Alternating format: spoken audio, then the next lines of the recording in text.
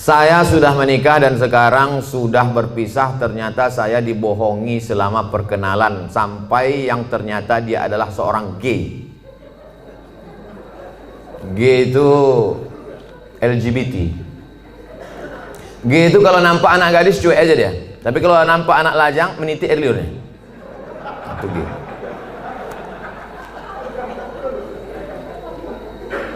Yang paling banyak gay ini di Thailand. Makanya di sana ada musabaqah gay. Namanya Lady Boy. Muka lady, kaki boy. Yang paling hebat merubah buah-buah ini itu di Bangkok. Bisa dirubah orang itu, jeruk itu manis luar biasa. Bisa dirubahnya apel, bisa dirubah.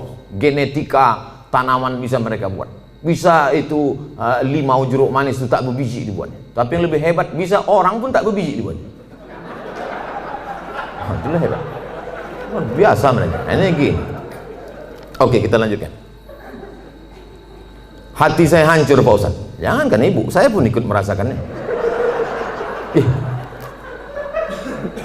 Coba, saya ini udah sampai pada level bisa merasakan perasaan orang lain. Bagaimana perasaan seorang perempuan, dianggapnya inilah akan menjadi imam dia. Ternyata pas disuruh jadi imam, bang kau jadi imam, aku aja lah. Gimana perasaan dia? Dah, mohon Ustadz beri doa membuat hati saya tenang dan ikhlas atas diri saya. Adakah yang terjadi di dunia ini di luar kuasa Allah? Saya tanya sekali lagi, adakah yang terjadi di dunia ini di luar kuasa Allah? Kalau ada yang mengatakan ada yang terjadi di luar kuasa Allah, berarti Tuhan itu dua. Ada Tuhan baik, ada Tuhan buruk. Berarti dunia ini tak pernah aman, karena Tuhan baik sama Tuhan buruk ini berkelahi. Lau kana fihi ma'alihatun illallah la fasadata. Seandainya di langit dan di bumi ini ada Tuhan selain Allah, maka sudah lama dunia ini hancur. Oleh sebab itu segala sesuatu terjadi atas kehendak dan kuasa Allah. Langkah, rezeki, pertemuan, maut, kuasa Allah. Itu maka kaca spion itu kecil dibuat, kaca depan itu besar. Supaya apa? Supaya kita lebih banyak melihat ke depan daripada melihat ke belakang. Ada mobil yang kaca spionnya sebesar kaca depan? Tak ada. Masa lalu itu tengok sekali-sekali aja. Tengok, habis. Kita lebih banyak menatap masa depan. Begitu banyak masa depan di depannya. Yang senyum tak pula bisa nampak mana yang senyum mana yang tidak. Itu sedapnya ceramah musim corona ini. Oleh sebab itu Bapak Ibu yang dimuliakan Allah Subhanahu wa taala, yakinkan bahwa ini adalah sudah selesai, tatap masa depan, maka kita berharap, tidak ada tempat berharap kecuali kepada Allah. Kalau kita emosi, marah-marah, ngamuk-ngamuk, itu meledak-ledak. Marah itu apa definisi marah? Definisi marah itu adalah darah dalam jantung yang mendidih, menggelegak ke atas, mengamuk, mata memerah, bawaan emosi. Tapi kalau dia ditahan, kita tidak marah, muncul sedih. Kalau diluapkan, marah. Kalau tak dilepaskan, sedih. Maka tidak ada yang bisa menghilangkan marah dan sedih kecuali ridha menerima takdir ketetapan Allah Subhanahu wa taala. Itu bagian dari takdir Allah. Karena ibu kan sudah usaha dulu, sudah kenal dengan baik. Ditengok badannya gagah, berotot, kumis melintang. Kan belakangan baru tahu dia melambai. Artinya sudah usaha. Oleh sebab itu ini sudah di luar dari kemampuan kita sebagai manusia. Maka kita yakin bahwa ada Allah yang mengatur kehidupan. Ada Allah yang mengatur pertemuan. Ada Allah yang mengatur itu semua. Maka banyakkan ibadah. Apa kata Allah dalam Al-Quran? Falyabudu rabb hadzal bait. Banyak-banyaklah kau beribadah kepada Allah. Kalau kau banyak beribadah kepada Allah, at'amahum min ju'. Kalau kau lapar dikasihnya kau makan. Wa amanahum min khauf. Kalau kau cemas dihilangkannya rasa cemas dari dalam hatimu. Hidup ini kalau dipikirkan cemas, berkunang-kunang kepala, sampai jam 2 malam mata tak tidur, nama penyakitnya insomnia, pergi nemui psikolog, psikiater, Pak psikolog saya punya masalah, sudah 2 malam tak tidur-tidur. Psikolog tuh ngangguk-ngangguk aja, psikiater tuh ngangguk-ngangguk aja, diambilnya kertas resep dikasihnya. Ini makan sebelum makan, ini makan setelah makan, ini makan setengah makan, ini makan 3 kali, ini makan 2 kali. Nengok itu bertambah pula beban kepala kita. Kalau hidup ini cuma untuk tidur aja, dikasihnya pil tidur. Begitu kita makan, hilang. Begitu dosisnya habis, kumat lagi. Tidak ada cara kecuali banyak beribadah kepada Allah. Idza sa'alta fas'alillah, minta tolong kepada Allah. Tapi ke Makkah nggak bisa Pak Ustaz. Saya mau berdoa di samping Ka'bah nggak bisa Pak Ustaz. Aqrabu ma yakunul 'abdu min rabbih wa huwa sajid. Orang paling dekat dengan Allah ketika sedang bersujud. Allahu Akbar. Saat sujud itulah mengadu kepada Allah. Jangan adu ke kawan. Ngadu ke kawan habis ditumpahkan, besok jadi lawan dibukakannya di medsos. Selesai, tamat riwayat. Mengadu kepada Allah Subhanahu wa taala, meneteskan air mata. Tak ada tempatku mengadu kecuali Engkau ya Allah, tak ada tempatku minta kecuali Engkau ya Allah, tolong aku ya Allah, hasbunallah wa ni'mal wakil, ni'mal maula wa ni'man nasir. Sulitkah bagi Allah mengatur kehidupan kita? Innama amruhu iza arada syai'an ayakula lahu kun. Mudah bagi Allah. Lalu kenapa dibuatnya hidup kita ini sulit? Dia ingin melihat kita merintih di tengah malam bermunajat melelehkan air mata. Itu yang diinginkan Allah dari hambanya yang dia sukai. Oleh sebab itu, tanamkan dalam diri kita, aku dicintai Allah, aku disayangi Allah, aku disukai Allah. Allah menyelesaikan setiap perkaraku, Allah memperhatikan aku, Allah melihat aku, Allah mengatur kehidupanku. Tiap hari dikatakan itu. Makanya selesai sholat kita katakan, la ilaha illallah la syarikalah, lahul mulku wa lahul hamdu, yuhyi wa yumiit wa huwa ala kulli syai'in qadir. Hukuman apa sebenarnya untuk seorang homoseks di dunia dan di akhirat? Man ra'aitumuhu ya'malu 'amala qaumi Lut. Siapa yang kamu lihat melakukan perbuatan umat Nabi Lut, faqtulul fa'il wal maf'ul, maka hukumnya adalah hukum mati. Andai diterapkan hukum Islam, itu bencong-bencong itu tobat semua. Begitu dipancung kepala, hilang bencong. Hai katanya, begitu dipancung satu, hai. Tapi tak bisa itu kita laksanakan. Berapa ceramah saya yang dibully oleh bencong-bencong karena ceramah saya tegas, tapi saya tak peduli. Kalau ada yang gini-gini kan ceramah saya, itu banyak bencong. Kalau jantan tentu berani dia langsung kan. Bagaimana hukumnya orang yang telah melanggar sumpah atas nama Allah? La yu'akhidhukumullahu billaghwi fi aymanikum walakin yu'akhidhukum bima kasabat qulubukum. Fakaffaratuhu, kalau ada orang melanggar sumpah, maka cara menebusnya 3. Yang pertama, it'amu asyarati masakin, kasih makan 10 orang miskin. Au kiswatuhum, atau kasih 10 pakaian orang miskin. Au tahriru raqabah, atau membebaskan budak hamba sahaya. Kalau tak sanggup paman majid, siapa yang tak sanggup? Fasyamu salasati ayyam, puasa 3 hari. Maka ibu jangan percaya kalau bapak ini bersumpah sampai mati mah nggak akan nikah lagi. Puasa dia 3 hari selesai.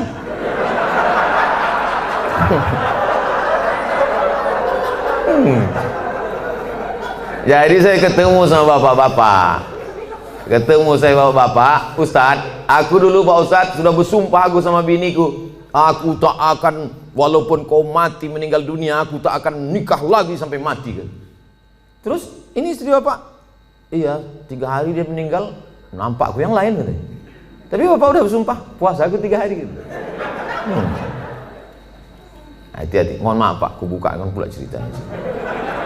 Akhirnya kartu bapak tak bisa lagi dipakai kan. Itulah baiknya saya sama ibu-ibu.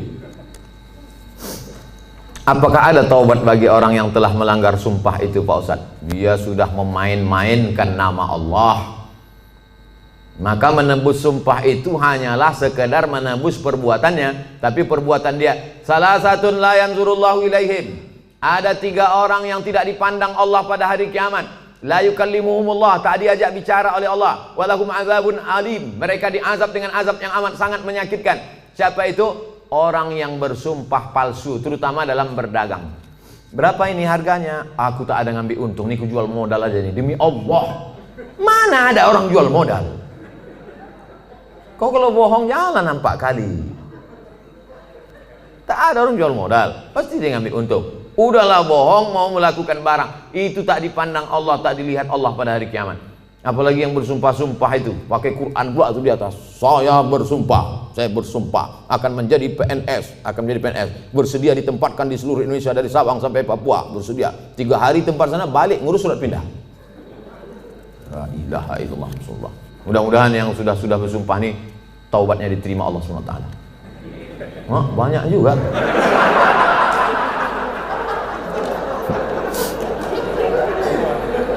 Yang udah berlalu apa boleh buat?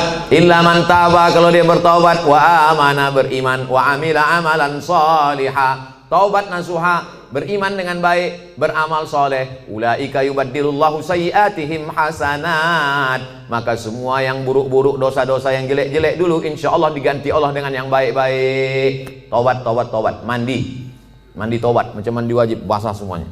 Kalau tak ada air, keran mati listrik, pergi ke Sungai Deli, terjun situ. Insya Allah kalau dapat yang dalam tuh bukan cuma dosa hilang, kau hilang sekalian. Setelah itu sembahyang sunat taubat, usolli sunnat taubat raka'ataini lillahi ta'ala, Allahu Akbar, iftitah, habis itu Fatihah, habis itu ayat terserah. Apa terserah ayatnya? Qul huwallahu ahad, kata malaikat. Kau sembahyang taubat pun qul huwallahu juga. Panjanglah sedikit. Bagaimana keadaan orang yang melanggar sumpah jika dia meninggal sebelum taubat, Pak Ustadz? Orang yang mati berdosa, dalam keadaan membawa dosa, mati dia, maka dia masuk neraka dulu singgah, dicuci, diobok-obok dulu neraka. Panas neraka itu Pak Ustadz, diletakkan batu kerikilnya di tapak kaki, mendidih otak di kepala. Berapa derajat tuh Pak Ustadz? Udah begitu panasnya kau tanya lu gak lagi derajat?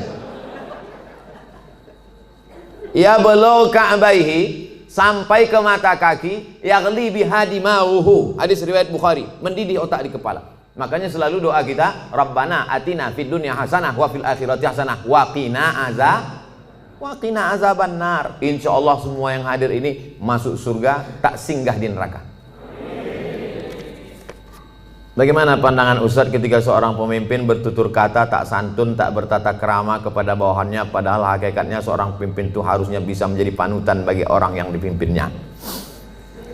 Kalau kita tak suka, saya kebetulan tidak pimpinan, tapi dulu pernah juga jadi dosen. Satu semester itu kadang 10 kelas, satu kelas itu isinya 30 orang, jadi saya memimpin 300 orang. Jadi saya sampaikan di pertemuan pertama, adik-adik mahasiswa sekalian, saya ini orangnya tak suka marah-marah, ngamuk-ngamuk, caci maki, sumpah serapah. Saya punya aturan-aturan, nilai saya ambil 40% dari mid semester, 40% dari UAS, ujian akhir semester. Ini saya bagi ada 13 makalah. Pertemuan pertama tatap muka, perkenalan, orientasi. Pertemuan nanti berikutnya adalah presentasi makalah.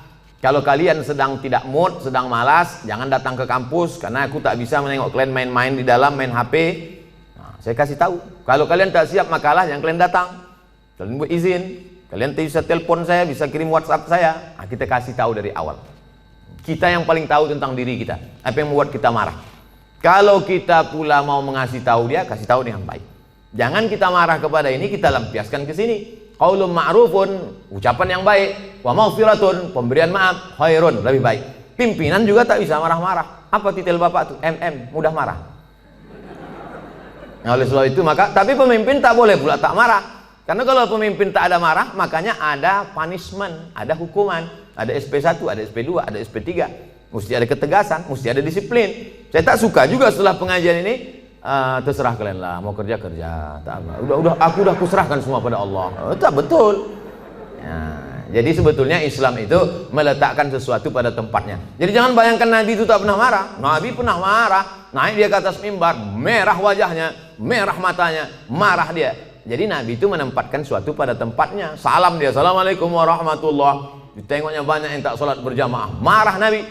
La uharriqanna alaihim buyutahum, ku bakar rumah mereka yang tak sholat ke masjid, kata Nabi. Marah. Mana mungkin bakar gitu ucapannya tak marah. Siapa yang tak ke masjid ku bakar.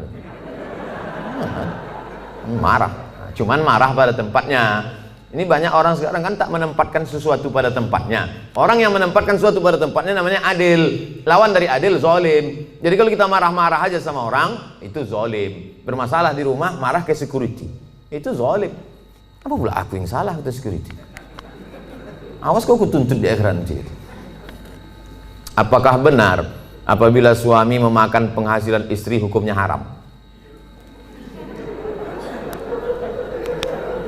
Bapak punya gaji, ibu punya gaji. Ibu punya gaji, bapak punya gaji. Sama-sama punya gaji. Bedanya apa? Dalam gaji bapak ada hak ibu, namanya nafkah. Dalam gaji ibu tak ada hak bapak. Setuju? Kuat mereka. Dalam gaji bapak, sama-sama bergaji 5 juta. Bapak 5 juta, ibu 5 juta. Dalam gaji bapak itu ada hak ibu, 5 hak ibu. Pertama makan, kedua pakaian, ketiga tempat tinggal, keempat pendidikan, 5 perhatian. Hak ibu, kewajiban bapak. Tapi ibu bisa bekerja karena izin bapak. Izinnya pun bukan karena keterpaksaan. Bang, aku kerja ya, kalau tidak awas bang. Tidak bisa juga. Oleh sebab itu ibu punya gaji, ibu punya warisan, ibu punya pendapatan, ibu punya kos-kosan, ibu punya mobil, ibu punya sudaku, ibu punya kocan, ibu punya angkot, ibu punya motor. Itu milik ibu. Kalau ibu meninggal, 50% untuk bapak. Kalau ada anak, 25%. Artinya ibu punya harta. Lalu kemudian ketika ibu mau bersedekah, ibu tidak minta izin ke bapak. Sebetulnya ibu tak perlu minta izin karena itu punya ibu. Tapi ibu sebagai orang yang beretika, bermoral, berakhlakul karimah, ibu ngomong, kulo nuwun, kata orang Jawa. Bang, aku mau menyantuni anak yatim di sana. Jadi duit gajiku ini ku pakai. Bapak tinggal ngangguk aja. Gitu. Dan ibu tak boleh bertentang tenteng. Kau mau kemana? Aku mau menyantuni anak yatim di sana. Coba kau tanya, ini kan gaji aku. Nah, pertanyaannya, apakah haram bapak memakan hasil gaji ibu itu? Harta bapak berpindah kepada saya sebab apa? Jual beli. Sebab apa? Pinjam meminjam. Sebab apa? Sodakoh. Sebab apa? Infak. Sebab apa? Wakaf. Bisa duit ibu itu berpindah ke bapak, apa sebabnya? Akadnya itu apa? Nah, sodakoh. Sodakoh dia. Udah nggak? Selesai itu dah. Bang, ini gajiku bang, ini duitku bang. Tapi karena aku tengok abang susah kali, ini ku kasih abang sedekah. Biar jangan apa kali ya bang, ini ambil.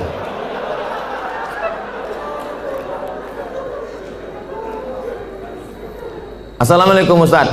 Semoga Ustaz sehat-sehat. Amin. Mau tanya Ustaz, apa hukumnya orang tua yang tidak mengakikahkan anaknya? Apakah masih bisa apa hukumnya orang tua tak mengakikahkan anaknya?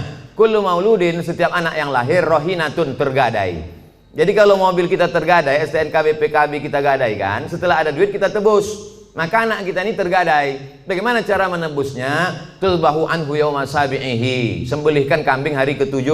Yuhlaku, cukurkan rambutnya. Wa yusama, kasih nama. Nama yang baik-baik. Siapa nama anak kau? Alan Nuari. Kenapa itu kau kasih? Lahir di jalan bulan Januari.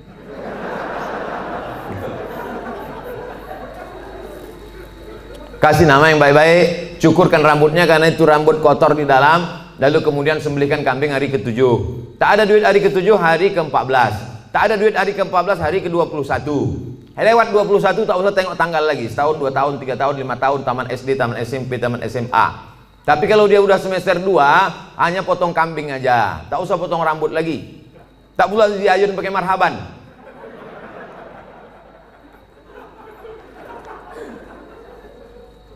Apakah masih bisa diakikahkan setelah anak itu sudah besar Pak Ustadz? Jangankan anak itu, bapak ibu balik ke rumah nanti tanya emak sama ayah, ada tak diakikahkan? Kalau tak ada diakikahkannya, besok pagi beli kambing, boleh akikah. Akikah saja, yang pula cukur rambut, begundul semua pegawai besok. Saya tulis dalam buku saya 37 masalah populer, di situ ada pembahasan akikah setelah dewasa. Tapi yang hamil sekarang punya anak, nanti hari ke-7 potongkan, bagus.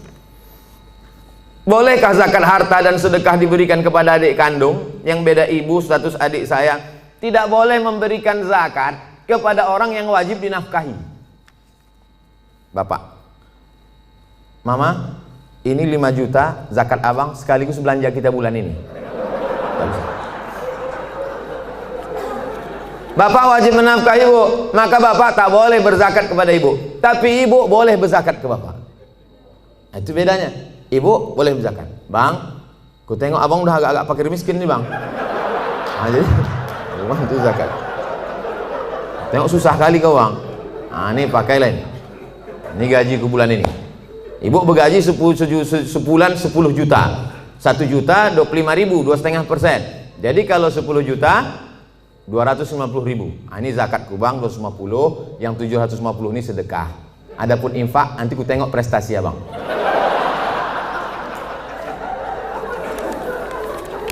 Nah, kaedahnya tak boleh berzakat pada orang yang wajib kita nafkahi. Tak boleh berzakat kepada anak. karena anak itu wajib kita nafkahi. Nah sekarang adik, apakah adik itu wajib kita nafkahi? Tidak. Yang wajib dinafkahi itu siapa? Istri, anak, cucu, mertua, orang tua, yang hubungan langsung. Itu yang wajib kita nafkahi. Orang yang tak wajib kita nafkahi boleh kita kasih zakat.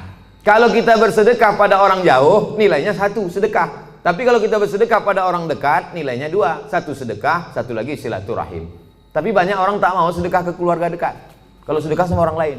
Kok kenapa tak sedekah sama saudara? Payah saudara nih Pak Ustadz, dikasih sikit-sikit kali kata dia. Bagaimana menghadapi suami yang berselingkuh?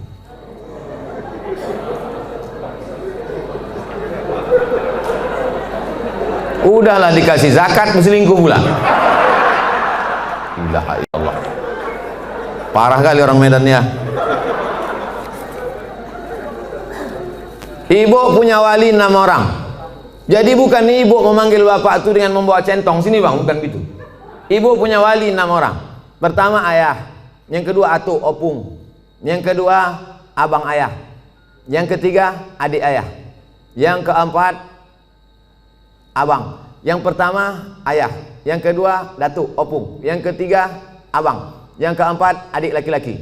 Yang kelima abang ayah. Yang keenam adik ayah. 6 wali ibu itulah yang menyelesaikan ini. Maka dipanggilnya lah, setan sini kau sebentar. Orang berselingkuh itu mesti gitu manggilnya. Tak pula kita panggil kepada menantu kami silakan datang. Naiklah tengkuk dia. Kalau ada yang polisi, tentara situ, cabutkan pistol, letakkan di atas meja itu, pang, letakkan, biar tahu dia. Walaupun tak ada pelornya. Ku dengar kau udah selingkuh. Kemarin tertangkap screenshot SMS. Ini dia kan, ini foto perempuan tu kan. Kau jangan macam-macam. Kau berhenti selingkuh. Kalau kau tak berhenti, jadi kasih dia mop, di mop dia sikit. Habis itu berhenti. Iya pak, aku stop nih. Ada berhenti dia. Tinggal lagi ibu. Mau ibu menerima barang second nih?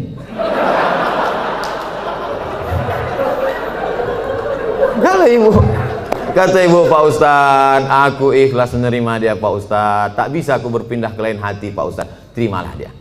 Tapi jangan sampai mulut ibu berkata bisa, tapi hati ibu tidak. Itu bahaya. Lain di mulut, lain di hati. Ada lagunya itu.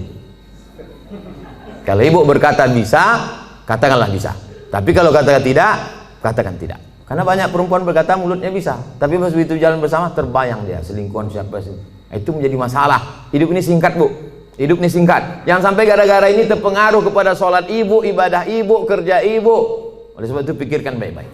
Kalau bisa, bisa. Ambil waktu agak seminggu, 2 minggu, 3 kali Jumat. Aku berpikir dulu. Gimana? Selesai. Apa pendapat pandangan Ustadz terhadap pandemik COVID-19 yang sekarang terjadi dan bagaimana menyikapinya? Itulah yang kuceramahkan sejam tadi.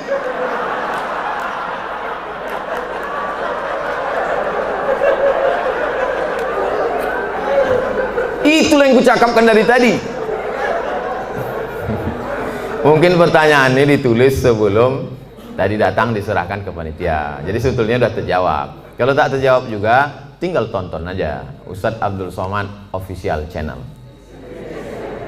Subscribernya udah 1 juta.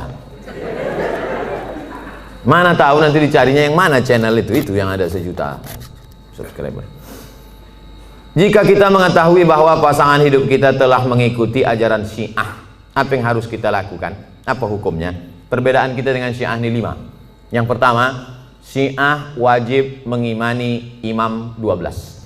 Sedangkan rukun iman kita 5. Antumina billah wa malaikatihi wa kutubihi wa rusulihi wa yaumil akhir wa biqadri khairihi wa syarrihi. Sedangkan dia ada rukun imannya lagi, beriman kepada imam yang ke 12 imam. Siapa yang tak percaya kepada imam 12 kafir.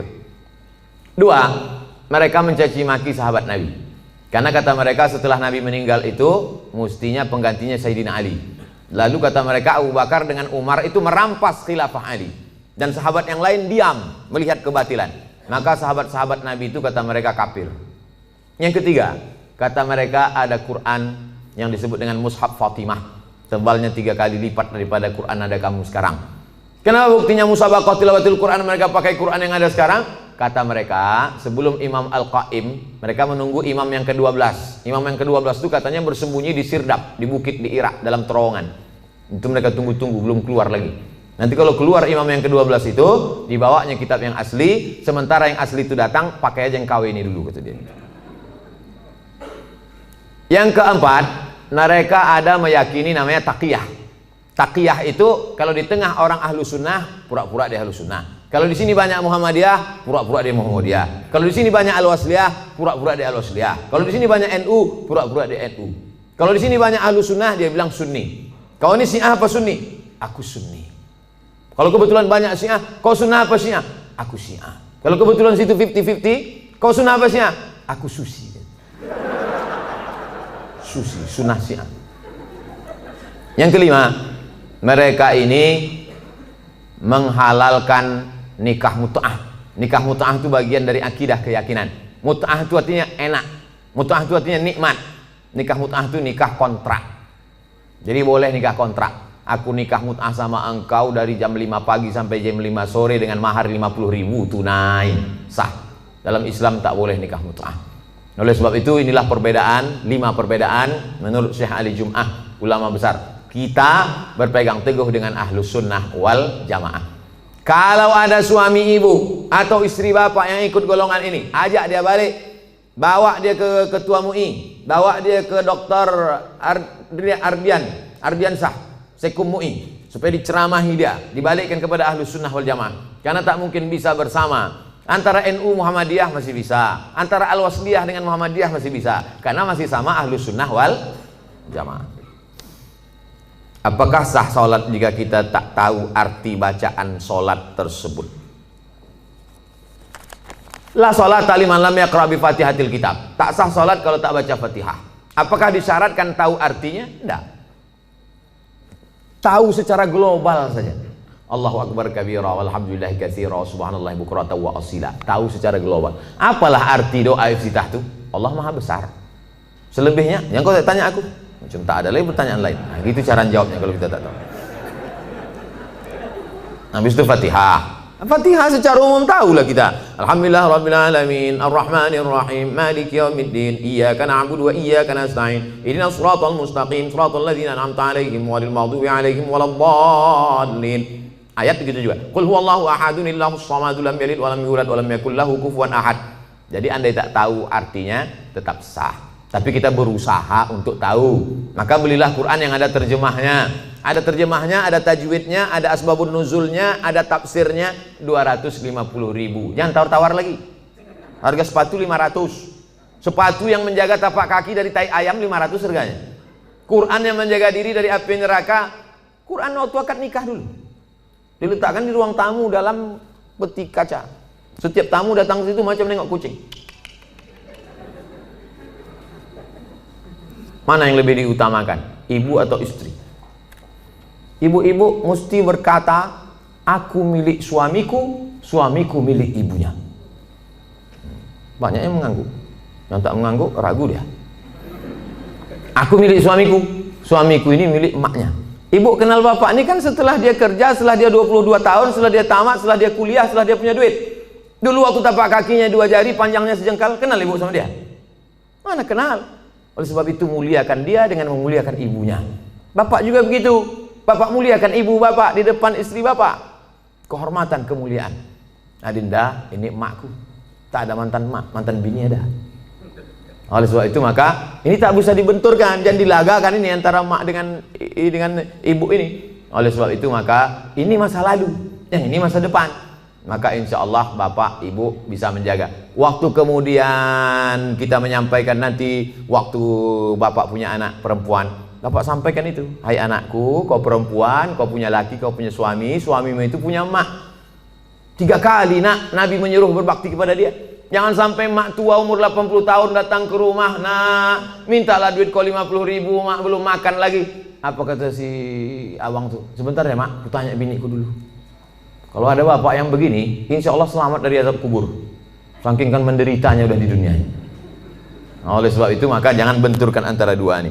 Karena dua ini perempuan-perempuan yang luar biasa. Emak bapak dicium tapak kakinya masuk surga, istri bapak, anak-anak bapak masuk surga karena dia. Maka mereka adalah perempuan-perempuan yang luar biasa insya Allah. Apa hukumnya debitur yang mau hijrah tapi masih memiliki kewajiban di bank dan hanya mau membayar tunggakan pokoknya saja, tapi tak mau membayar tunggakan bunganya? Laporkan dia ke polisi. Kau dulu waktu minjam duit ini tak tahu kau neraka. Sekarang giliran bayar baru kau bawa neraka. Ini kan negara hukum. Jadi bapak-bapak kan negara hukum. Kan dulu kan ada tanda tangan materi 6.000. Saya akan bayar pada tanggal sekian. Kalau tidak barang akan disita. Kalau tidak, nah itu. Jadi tak bisa dia berkata, saya tak mau bayar bunga. Bunga ini haram. Jadi dulu yang nanda tangan ini siapa? Hantu. Jadi saya kasih tahu sama yang mau hijrah-hijrah, kalau kau mau hijrah, kau bom. Kalau kau takut ini riba, ada aset yang bisa dijual, ada kos-kosan, ada tanah, jual, bom kan ke sini, bam, selesai tutup, baru hijrah. Begitu caranya. Tak ada yang bisa kubom Pak Ustaz. Kalau kubom ini meledak semuanya, Hiroshima Nagasaki ini Pak Ustaz. Kau bayar aja cicilannya sampai lunas, bayar sampai selesai. Begitu, karena kita tinggal di negara kesatuan Republik Indonesia yang dipakai adalah hukum konvensional. Oleh sebab itu maka sesuai dengan perjanjian, bayar selesaikan. Kalau bisa dibom, bom. Kalau tak bisa, lunasi cicilan sampai habis. Pak Ustadz, bagaimana caranya supaya saya bisa ikhlas dan sabar karena ditinggal anak meninggal saat usia 4 tahun dan sudah hampir 4 tahun dia pergi, tapi sampai saat ini perasaan saya masih sedih dan selalu merindukannya. Apa saya kurang ikhlas? Nabi punya anak namanya Ibrahim, meninggal umur 18 bulan, menetes air mata Nabi, menangis Nabi. Makamnya di Ma'lah, samping makam Nabi, arah ke kiblat, samping Masjid Nabawi sebelah kiri. Amatardo ya Rasulullah, apakah kau tak ridho anakmu meninggal ya Rasulullah? Kata Nabi, aku ridho. Kalau kau ridho, kenapa kau menangis? Air mata kasih sayang. Makanya kalau sekedar menangis, jangan larang. Kalau ada ibu-ibu menangis, kata Nabi, da'hunna, biarkan mereka Umar, biarkan mereka menangis. Yang tak boleh itu meratap. Meratap itu, oh Allah, nggak tak boleh. Selama lidah tak bergerak, selama tangan tak bergerak, hanya tetesan air mata boleh. Tapi kalau sudah mulut bergerak, mengapalah anakku, kenapa tak anak dia? Lalu kemudian, laisa minna man darabal khudud wa syaqqal juyub. Bukan umat Muhammad SAW siapa yang memukul-mukul pipi, menarik-narik rambut. Itu tak boleh. Tahan tangan, tahan lidah. Ini yang pertama. Yang kedua, tak ada yang bisa menenangkan hati ini selain zikir dan baca Quran. Asal teringat kepada anak buah hati belayan jiwa itu, buka Quran. Hatamkan Quran dari Al-Fatihah, Al-Baqarah. Buka Quran digital, baca. Asal terasa rindu, ingat bayangannya segala macam, ingat Quran. Yang kedua, banyak sedekah. Sedekah ke masjid. Saya mengenang almarhumah emak udah setahun 4 bulan, orang tua sampai hari ini. Untuk menghilangkan itu tetap tak pernah lupa baca Al-Fatihah. Asal ingat untuk almarhumah Al-Fatihah. Begitu juga kirim Al-Fatihah, baca Quran malam Jumat, surah Al-Kahfi, tiap malam baca Yasin, untuk menghilangkan itu semua. Tak ada tempat kecuali minta kepada Allah Subhanahu wa taala. Yang ketiga, ada yang lebih sayang kepada dia daripada kita. Mana yang lebih sayang kepada anak kita itu? Kita atau Allah? Allah. Itu barang pinjaman, diambilnya. Kenapa kita marah? Inna lillahi wa inna ilaihi, itu punya dia. Ketika diambil, kenapa kita marah?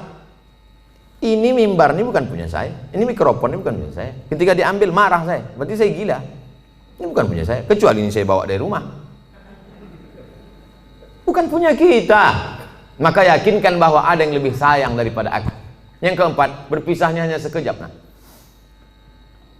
Nanti ketika anak ibu ini disuruh Allah masuk ke dalam surga, apa kata anak itu? Ya Allah, aku hanya mau masuk ke surga dengan yang pernah melahirkan dan membesarkan aku. Disitulah ibu mendapatkan syafaat anak. Syafaat Nabi ada, syafaat malaikat ada, syafaat Quran ada, syafaat penghafal Quran ada, syafaat ulama ada. Ada syafaat anak kecil, ditariknya ujung kain jubah ibu masuk ke dalam surga bersama dia. Anak kecil itu di dalam surga membawa nampan-nampan tempat air minum, menuangkannya lu'lu'il maknun. Mereka itu seperti permata berkilau cahaya terbang ke sana kemari. Dia menjadi pelayan-pelayan surga karena mereka tak ada dosanya sama sekali. Yang kelima, ada yang lebih tinggi daripada amal soleh, zakat, puasa, infak, wakaf, haji mabrur dan jihad. Apa itu yang paling tinggi? Ridha. Orang yang sudah masuk surga itu ditanya Allah, kalian sudah dapat semua kenikmatan surga, apa yang belum? Ada satu ya Allah. Apa itu? Ridhakah? Kata Allah, yang dapat ridhaku cuma satu. Siapa dia? Orang yang ridha menerima ujianku. Ibu ridha menerima ujian ini, sabar ibu, maka ibu adalah orang yang masuk ke surga bersama anak itu. Mudah-mudahan kita semua sabar menerima ujian Allah Subhanahu wa taala. Amin. Ala hadhihi niyyah al-Fatihah. A'udzubillahi minasyaitonir rajim. Bismillahirrahmanirrahim. Alhamdulillahirabbil alamin. Arrahmanirrahim. Maliki yaumiddin. Iyyaka na'budu wa iyyaka nasta'in. Ihdinas siratal mustaqim, siratal ladzina an'amta 'alaihim ghairil maghdubi 'alaihim waladdallin. Amin. La tada' lana dzamban illa ghafartah. Pulang kami dari majelis ini dalam keadaan bersih dari dosa-dosa ya Allah. Wala aiban illa satartah. Tutupi cacat aib kami di hadapan-Mu, di hadapan manusia semua ya Allah. Wala maridan illa syafaitah. Ada yang sakit, maka sembuhkan dari penyakitnya ya Allah. Wala raghiban illa anjabatah. Yang belum punya anak, berikan anak yang soleh dan solihah. Wala mayitan ila rahimtah. Yang sudah meninggal dunia, lapangkan kuburnya, terangkan barzakhnya, dan jadikan keluarganya termasuk orang yang sabar. Alladzina idza asabatuhum musibah. Ketika musibah itu datang, lidahnya berkata inna lillahi wa inna ilaihi raji'un. Ulaika alaihim salawatun min rabbihim wa rahmah wa ulaika humul muhtadun. Mereka yang mendapatkan rahmat kasih sayang Allah, mereka lah orang-orang yang mendapatkan hidayah. Allahumma dafa'na al-wala wal waba wal fasya wal riba wal zina wal munkar. Angkat malapetaka bencana, bil khusus wabah COVID-19 ini dari negeri kami, bil khusus dari Sumatera Utara ini ya Allah. Allahumma wafiqna lima tuhibbuhu wa tardah. Tanamkan taufik dan ridhamu dalam hati kami supaya kami beramal dengan amal yang Kau cintai dan Kau ridhai ya Allah. Allahumma rzuqna al-istiqamata ala syari'atil gharra wa tariqatil bayda. Berikan kami istiqamah supaya kami mati dalam keadaan husnul khatimah. Allahumma ja'al akhira kalamina inda intihai ajalina.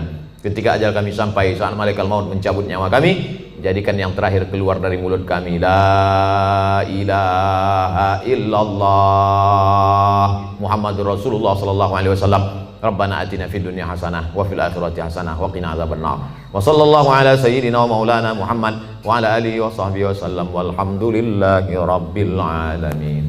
Taqabbalallahu minkum minna wa minkum taqabbal ya karim. Selama lebih kurang 90 menit kita bersama, banyak tutur kata menyinggung perasaan tak berkenan di hati. Saya mohon maaf kepada Bapak Dewan Komisaris, Bapak-bapak Direktur, para karyawan, pegawai semuanya. Insya Allah kita semua selalu menjaga iman dan Islam. Mohon maaf, terima kasih. Wassalamualaikum warahmatullahi wabarakatuh.